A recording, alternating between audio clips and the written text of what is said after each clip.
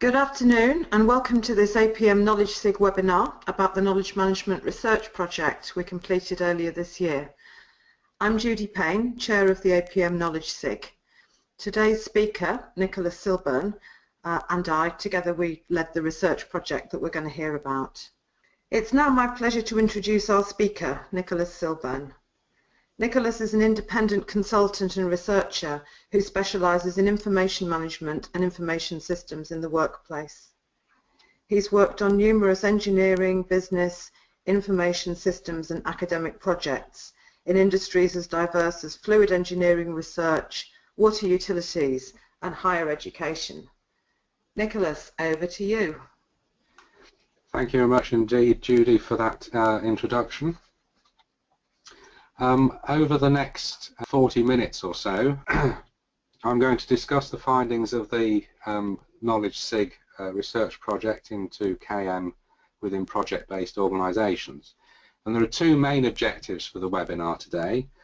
The first is to provide you with some insights into the research project itself and into KM within project-based organisations.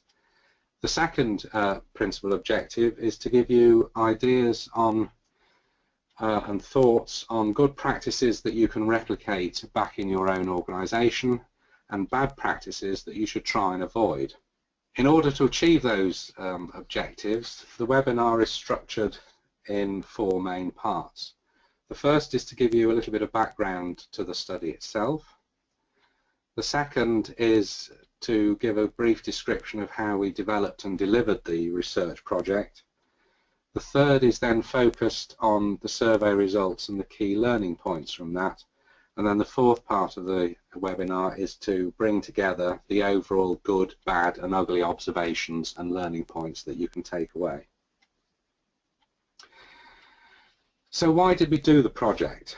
Well, there was anecdotal evidence amongst the KSIG team and the events that it carried out that knowledge management was all about having a lessons learned database.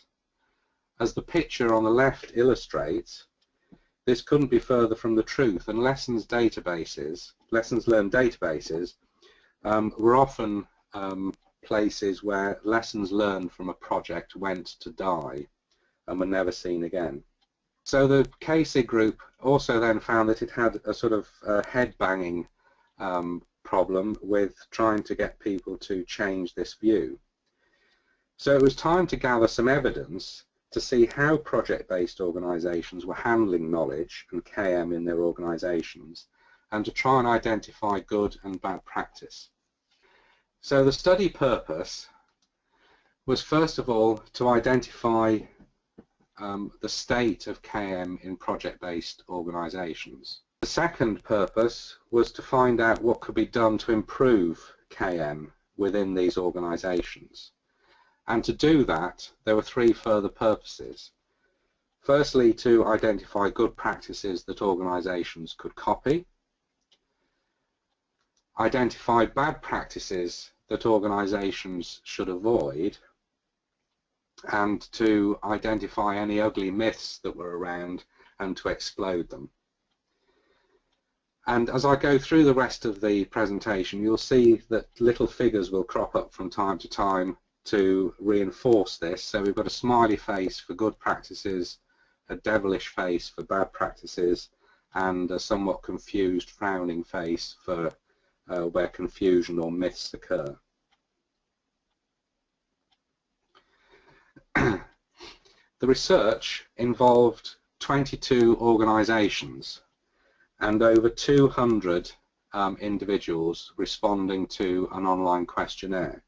And we can see here the list of organisations that took part, and they come from a range of industries including public sector, third sector, transport, engineering consultancy, manufacturing and utilities.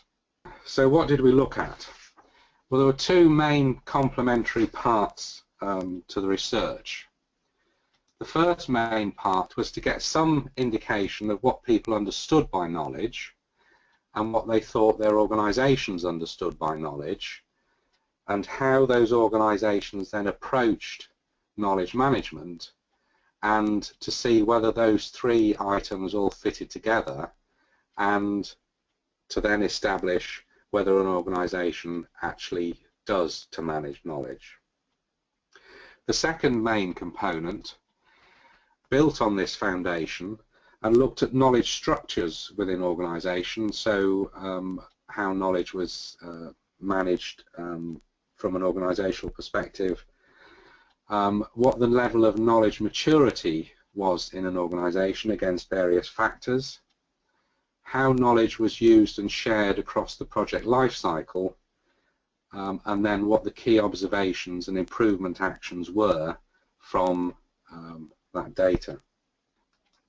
To look at it, we took a 5-stage approach. The first stage was to look at existing frameworks and concepts about knowledge and knowledge management, and look at their appropriateness and to see whether they needed any further development in order to achieve our goals for the project. The second stage was to develop some data collection instruments, one of which was an online questionnaire that all participants completed, and the second was a short questionnaire on knowledge in the organisation completed by a representative from each organisation. The third stage actually involved collecting the data.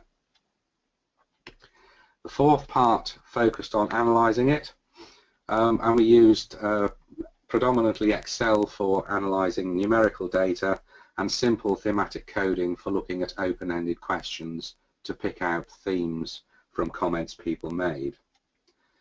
Data was anonymised throughout the process, so organisations had no idea of which individuals within the organisation had participated, and the published results don't indicate which organisation is which. The final stage involved producing a report for each individual organisation, and that included specific results for the organisation as well as results across all the organisations, so that an organisation could compare itself with everybody else. And the reports also included suggestions on what the organisation needed to do to improve its KM practices and maturity. So if we now start to look at the data, reviewing existing frameworks on knowledge suggested that there were 3 views on what knowledge was, and they were principally structural, process and practice. And these 3 views were supported by how knowledge was defined, what the approach to knowledge was, and what typical practices were exhibited by an organisation. So if we just focus on the structural column, for example, then knowledge will be defined in a very simplistic term, and that is it's a resource that can be captured, accumulated and shared. And the approach to knowledge will be to go around, capture it and then disseminate it in a very formal way. Typical practices that you would undertake to support that would be the lessons learned database that was described at the beginning, an electronic document and records management system, or a collection of best practice manuals. If your view on knowledge and KM was more process orientated, then you've got a much more flexible thing. You see knowledge as a process of knowing. You build relationships, networks and trust, and you encourage those, and you openly share knowledge. And in order to achieve that, the kind of practices you would exhibit would be networks and communities, making use of communications technologies and things like social software. So there's 3 distinct categories there. So if we look at some of the results, if we look specifically on the left-hand side here of the individual's perspective on knowledge, then we can see that just over half define knowledge from a process perspective. So they see it as more a process of knowing rather than a thing. But a significant proportion, a third, take a structural view, so they see knowledge as something that can be captured and accumulated. Only a small minority of people profess the view to have a practice view. If we then look at how the organisations are perceived to view knowledge, then it's quite a substantial majority in favour of a sort of process view. But there's a significant proportion, 9%, are actually unclear about what their view of knowledge is. If we drill down and look at just a single organisation which had a process view of knowledge, we find that actually the picture is not as clear as that, because some of the approaches it exhibits are not in alignment with its process view. So here we can see that some of the approaches it takes are process approaches, so there is a match between the organisation view and the approaches it exhibits. But on the other hand, it also exhibits a significant proportion of structural behaviours and is also a bit confused as well about knowledge or how to support knowledge. So it's a very mixed picture that comes out of this. Looking at three organisations in particular, this reinforces this message about how the organisation actually practices what it preaches, as it were. So if we look at Organisation 2, it had a confused picture as to its approach to knowledge.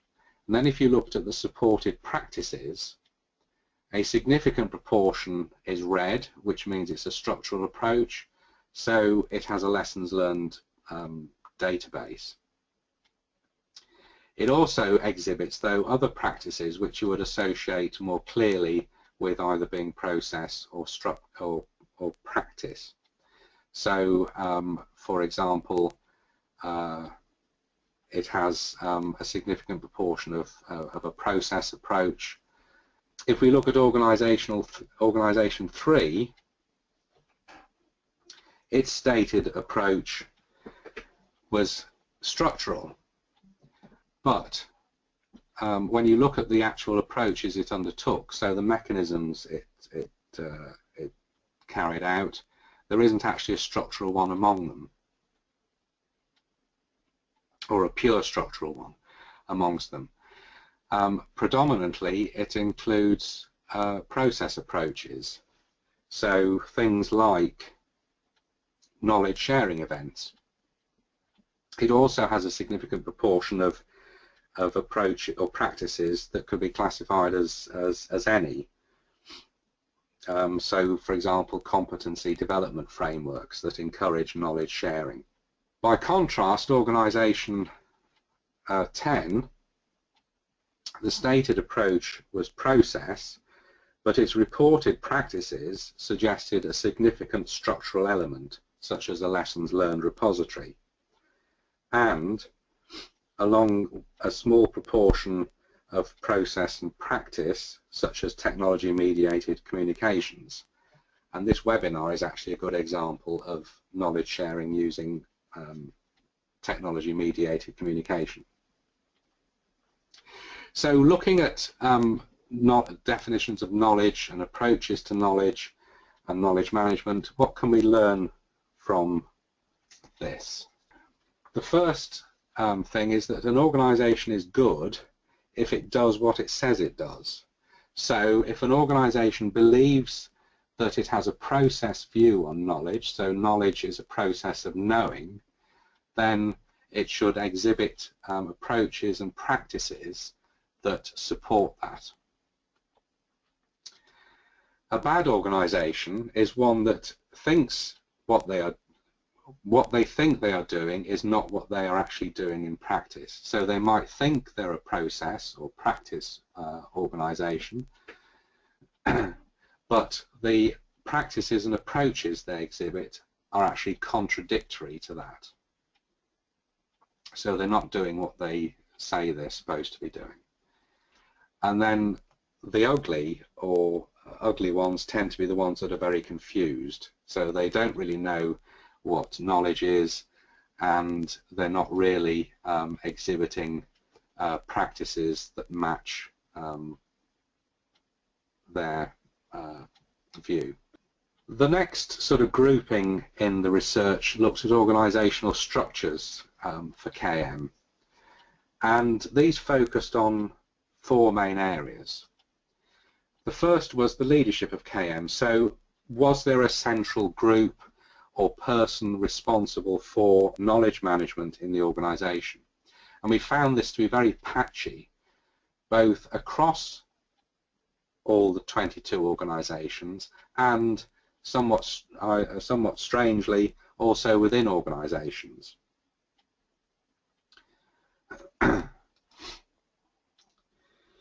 We also looked at knowledge management and where its home was within an organisation. Now, the project management office would seem to be a natural home because of its central role for all things project management. However, few organisations with PMOs took advantage of this. A few organisations had a dedicated knowledge manager, but even in such organisations, not all respondents from an organisation were aware of this, which is actually quite worrying. We also asked about names for KM. What did people actually call KM, if they called it anything? And many organisations had alternative names, and strangely enough, this occurred even in the same organisation. In some organisations, KM was actually stated as KM. And lastly, in this particular section of the research, we asked people to define what was meant by KM. To identify if their organisation had a definition for what was meant by KM. And we found that in most organisations there was no explicitly stated definition. Where an organisation had defined KM, worryingly, not everybody knew about it. And some definitions were standard industry definitions, so they weren't contextualized for the organisation concerned. So what did we learn from this particular part of the research? Well, you were a good organisation if you had clear KM leadership, whether that be a part of the organisation responsible for KM or a specific individual identified with KM. Also, that the organisation had a clearly stated organisation-wide and agreed definition of KM. So basically everybody was singing off the same hymn sheet. Bad organisations tended to have no clear KM leadership, and they also had no working definition of KM for their organisation. And then there was again a group of organisations where there was a lot of confusion. Some people thought they had a definition, some people didn't think they had. If there was one, they didn't know what it was, and so on. So again, that is something that needs to be avoided, is confusion. The next sort of main block of the research looked at the maturity of knowledge management in the organisation. And here participants were asked to look at the maturity of the organisation against 8 factors, so strategy, knowledge roles, time for knowledge, business performance, excuse me, colleagues' behaviours and technology. And to identify the level of maturity of their organisation based on whether they thought it was initial, so KM was very ad hoc in the organisation, whether it was emerging, so KM was just starting, whether it was well established, whether KM was organisation-wide, or whether it was embedded in the organisation, so it was the way we do things around here. And we're just going to look at 2 specific aspects of maturity: leadership behaviours and time for knowledge. So if we look at leadership behaviours first, this is a comparison of all 22 organisations, and the bottom of the graph is sort of bad, and towards the top of the graph is good. So if we look at Organisation 4, people there consider it to be essentially 100% level 5. So a very mature organisation where leadership behaviours are embedded in the organisation and leaders are exhibiting behaviours that suggest that this is the way we do things around here when it comes to knowledge. Conversely, Organisation 18 is predominantly at the negative end of the scale, so there's nothing mature about it at all. And Organisation 22 is very confused because here we've got example of all 5 levels of maturity. So some people think their leaders are doing well and others think they're doing very badly. If we then look at time for knowledge, we can use this to contrast the factors, because you'll see here that the colours are predominantly at the bad end of the spectrum. And we can also look at the individual organisations again. So number 7 appears to allow to have or appears to allow people to have time for knowledge. So it's mature, it understands what knowledge is about, and it enables people to carry out knowledge practices. Conversely, number 11 is an organisation that does not appear to encourage time for knowledge. And again, we have a confused picture with Organisation 16, where some people think they do have time and others think they don't. So what can we draw out of this particular part of the research? Few organisations exhibited high levels of maturity for more than one factor, but at least some of them did exhibit a high level of maturity for a factor, which is encouraging. But it also suggests there is room for improvement. Some organisations were very immature for one factor or more. And again, this shows that there is a scope for improvement. And particularly, this applied to factors such as knowledge roles, which is about the clarity of your role when it comes to knowledge, time for knowledge, which we've already touched on, behaviours of colleagues, and technology. They were the most immature factors. So it shows that there's quite a lot of work for organisations to do in those areas. A few organisations exhibited all 5 levels of maturity on one or more factor. And this suggests a number of things. Firstly, that they might have different capabilities within the same organisation. Secondly, that there could be a lack of awareness of KM, or perhaps different views on what constitutes KM and how the organisation is performing. It should be noted, though, that having a low level of maturity is not necessarily bad, providing you acknowledge the fact as such and you work towards improving it. And also the same applies to sort of being an ugly or confused organisation. Again, it's not necessarily bad per se, but it shows that there is inconsistency across your organisation and the individuals within it, and that you need to address that inconsistency. The next part of the main sort of focus of the research looked at knowledge and the project life cycle.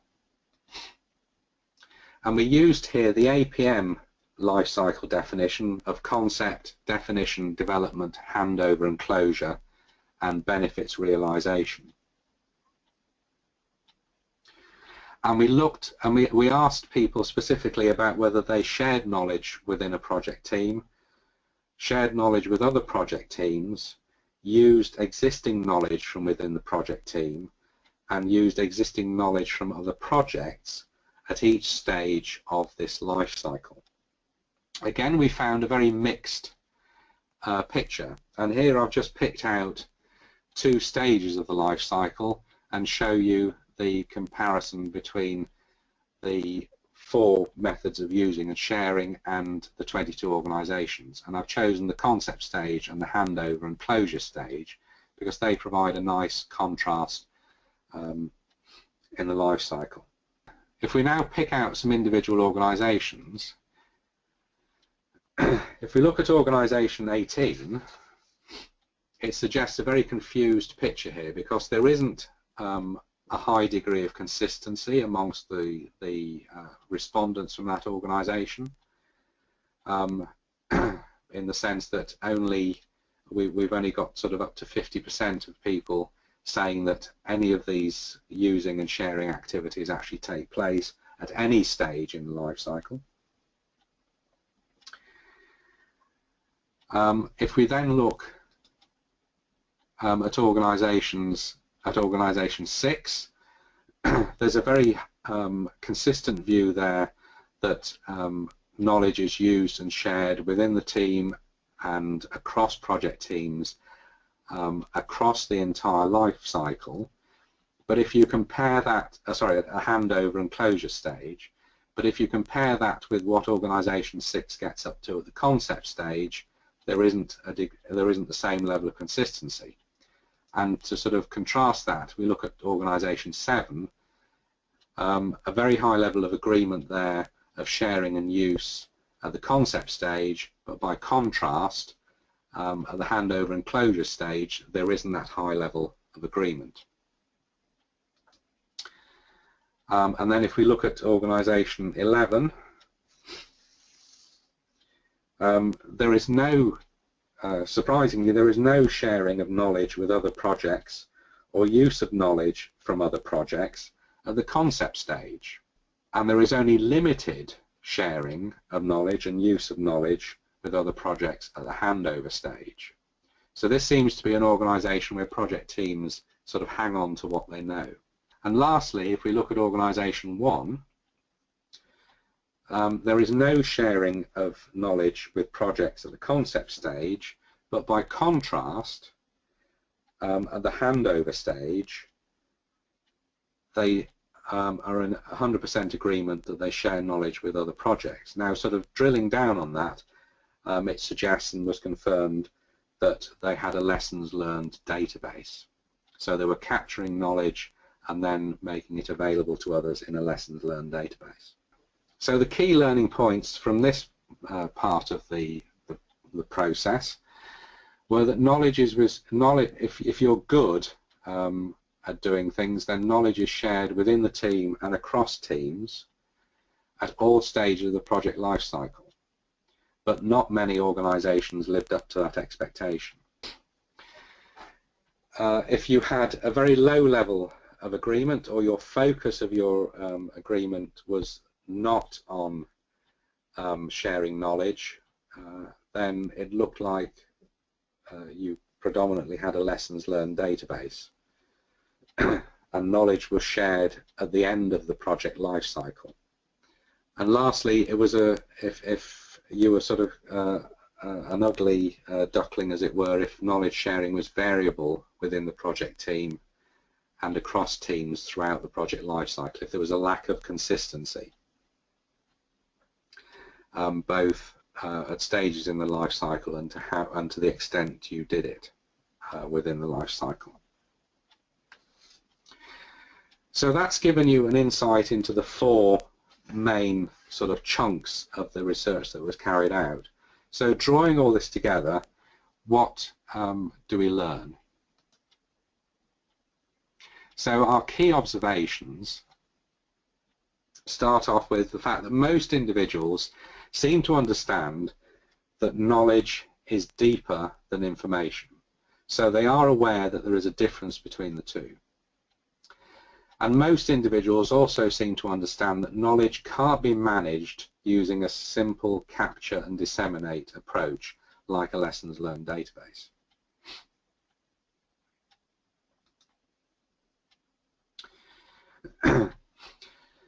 Another key thing that comes out is that the approaches to KM that an organisation exhibits don't always reflect the organisation or the individual's understanding within an organisation of what knowledge is about. and that the practices organisations exhibit don't always match what the organisation's view is on knowledge. So organisations do and say different things. And the most common reason for this is probably because of confusion between what constitutes knowledge and what constitutes information, and how those terms are defined. It was also very clear that few organisations have a working definition of knowledge management, and few organisations have a single name for knowledge management. And all this can lead to confusion when people move around organisations, interact with different people from the same organisation, and so on. There was lots of evidence of different practices in different parts of the organisation, and those practices in many cases were very good. We think this is because KM is often left to individual teams to implement, because there's no central management of knowledge and KM, and there's no central individual responsible for knowledge and KM in the organisation. So it's left to individual teams to do their own thing. In the sort of free text element, quite a few individuals commented that their lessons learned processes don't actually work. And this wasn't actually a question we asked them, but it was a theme that came out over and over again. So there are processes in place to learn from projects, but those processes don't work. So projects don't learn and team members don't learn. We also found overall that KM maturity varies a lot. Few organisations are actually excellent at KM. So few organisations, KM is embedded as a way of life in their organisation. Some organisations were actually quite open and acknowledged that they were beginners in the process and looking to learn from taking part in the research. Many organisations were in between, so they showed varying levels of maturity against the 8 factors of maturity. In many organisations, people share knowledge between projects at the handover and closure stage, which is good. So, out of all this research and the key observations we found and the data and so on, what would be the good things to copy? What would be the things to take away? Firstly, develop and implement a working definition of knowledge which is agreed by everybody. Secondly, have a matching definition of what KM is in your organisation. So once you've agreed what knowledge is to your organisation, you can then agree how KM should be implemented and defined in the organisation. You should also have a single name for KM so that everybody is singing off the same hymn sheet. You should align your KM practices to your definitions of knowledge and knowledge management. So your technology, your behaviours and so on should match what you actually say knowledge and knowledge management is to your organisation. They should support your definitions. You should consider having central responsibility for knowledge and knowledge management in your organisation. And the project management office is an ideal place because of its central role in project management as a whole and managing projects. And you should make sure that knowledge is shared effectively across the organisation.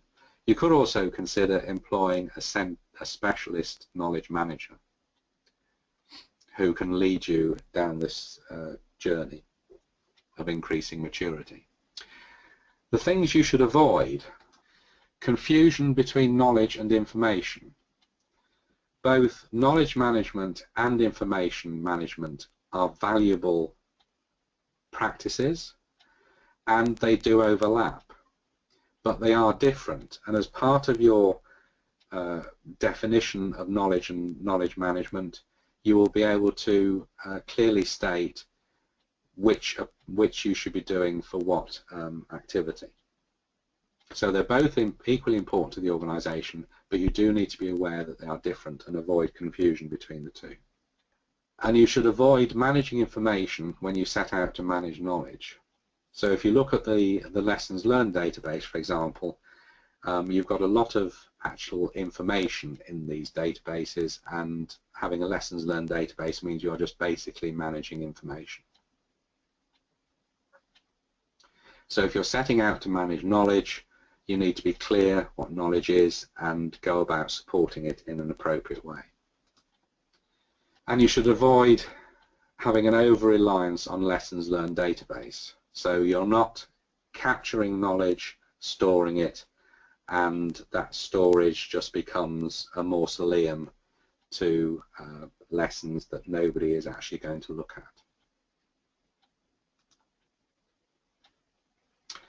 And you should also avoid just sharing knowledge with other projects only when your project ends. There are plenty of opportunities to learn from other projects as you go through each stage of the project lifecycle. And then a couple of sort of myths to explode. One is that knowledge is a thing that is written down. It isn't really.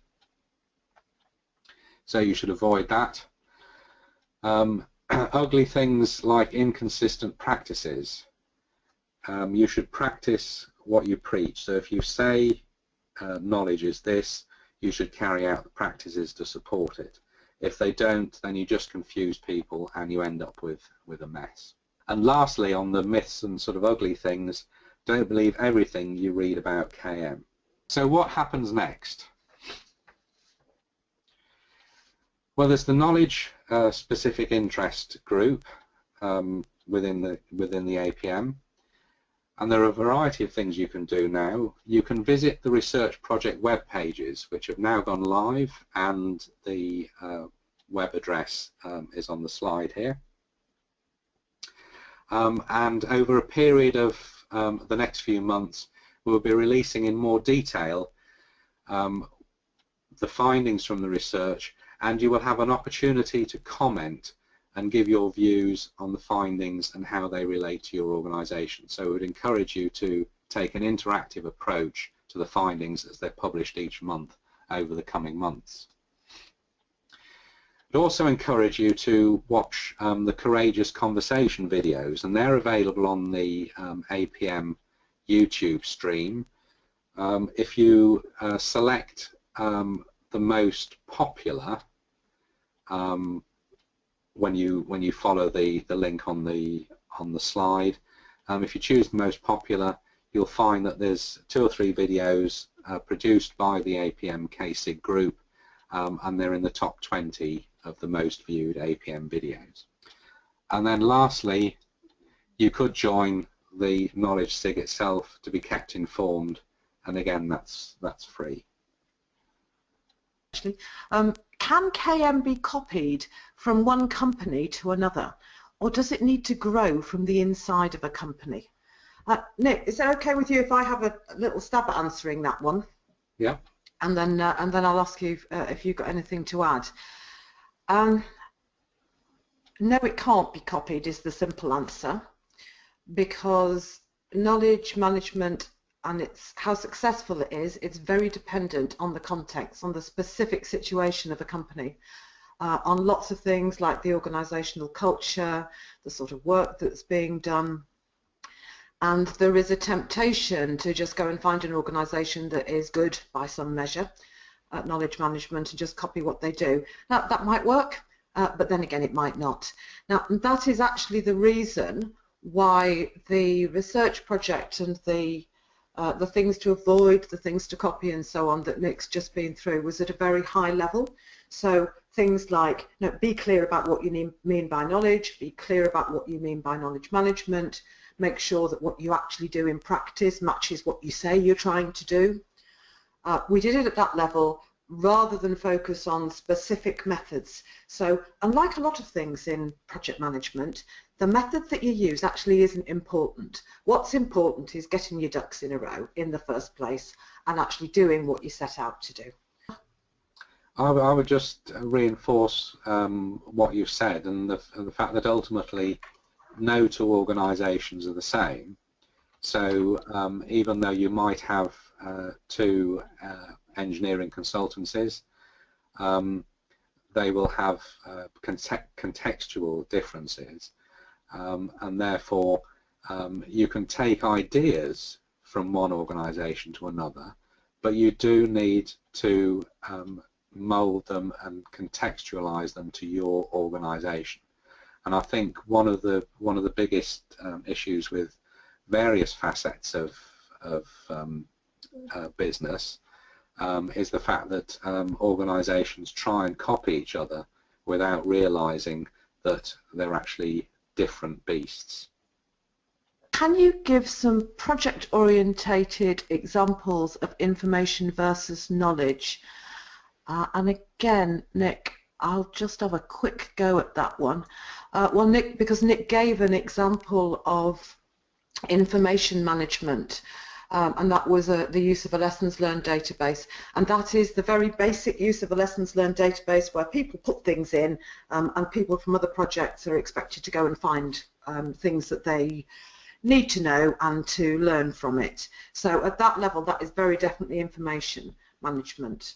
If the lessons learned database was a little bit more sophisticated than that, and it had the name and the contact details of the person who put the lesson in there, and somebody was to phone that person, arrange to meet them, have a chat with them, have some sort of dialogue, some sort of two-way conversation with them where they could check their understanding, that then becomes more knowledge than information. So that's the example that I can think of. There is a lot of confusion about the definition of knowledge and the definition of information, and to be honest, even very knowledgeable, specialised people and academics disagree about it, which is why we presented in this webinar and also in the research project, we presented the three main different views of what knowledge is. And the structural view of knowledge, this is the capture and disseminate view, that is basically the same as information. It might also help you to know that in the web pages, which Nick, there was a link to the research project web pages, which we will also circulate separately when we post the recording of this webinar so that you be sure to see it. There is a lot more information than we could include in this webinar. In that, especially about knowledge and information and the difference between them. So there's plenty more to go and look at. But that's a quick answer. Information is stuff that you put in a database. Knowledge is what you might get if you have a conversation with the person who put that information there. Nick, anything? This is your subject, isn't it? Anything to add? The information management bit is, and I would have again reinforce what you said, but you also need to, and this is why we've sort of reiterated throughout the presentation about you coming up with a definition for knowledge and knowledge management in your own organisation, because in my research into specific areas of, for example, defining information management, you could probably find that there was 100 people had produced 105 definitions for information management and information. So that's why ultimately you as an organisation need to define what you mean by knowledge and knowledge management, and you need to make sure that everybody in the organisation knows what those definitions are. But you also need to be clear that even though you're making your own definition, the definition is built on solid sort of principles of knowledge and knowledge management. So, for example, if your definition fell into the structural category, then your knowledge definition would be wrong because you'd be looking at information management. But if it fell into the process or practice categories, then you'd be well on your way. How do we know that this is organisational maturity and not individual interest? I think it's to do, and I'm drawing here on some other research I did that looked at factors influencing people's behaviours. And actually there isn't one sort of dominant factor, and you actually find that there's quite a lot of interrelationships between the different factors that will affect people's behaviour. So, and there's also elements of that sort of go down into the psychology of individuals and so on. So we can only work with the data we've got. So it is possible that there are sort of behavioural or psychological or whatever you like to call it reasons why somebody might not share or think they don't have enough time to deal with knowledge.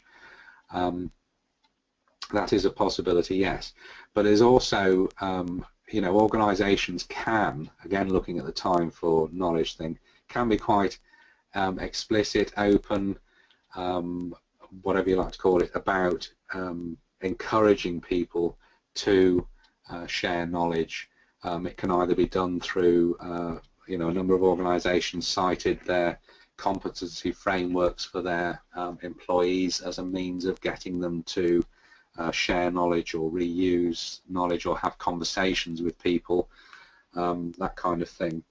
So it's not an easy question to answer, and we are aware that you know, that there is an element of interrelationship between the different factors and between factors that we didn't actually look at. Could it be that organisation 4 thinks that they are on level 5 but they actually aren't? I've picked that one out because it is actually a subjective thing, what level an organisation is on, and the reason that we asked lots of people from each organisation to complete our survey was so that we could get a range of views from not just one person's view from each organisation. There is in fact a maturity framework which will be published on the web pages when we get there, when we get to that part of research, because we're, as Nick says, we're publishing the different sections of the research in monthly instalments. The idea is to build suspense and make you more interested. I hope it works.